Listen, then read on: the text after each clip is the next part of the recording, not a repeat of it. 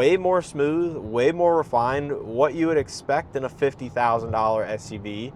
But no, I would say upon my very first impression pulling out of the parking lot and turning onto this road, I think this is going to be an absolute win for the Santa Fe and the Santa Cruz, especially people maybe that are into towing, did not like the dual clutch in the way that it towed.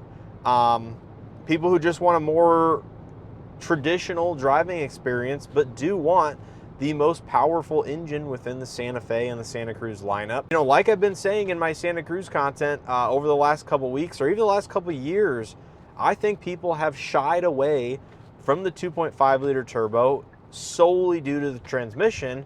And I think this change might bring some people back into contention for vehicles, you know, with this engine. I think this is a welcome change.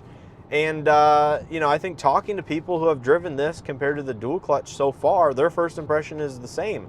Way more smooth, way more refined, what you would expect in a $50,000 SUV. But again, I think the trade-off is pretty worthwhile in the fact that, you know, if you're in a lot of stop and go traffic, or you just don't like the way the dual clutch behaves, or maybe the reliability in the long term, I have no doubt in my mind that the dual clutch has a higher probability of failure than a normal 8-speed torque converted automatic like this one. So I think ultimately where I'm going to leave off this video is this new transmission is consistent and predictable.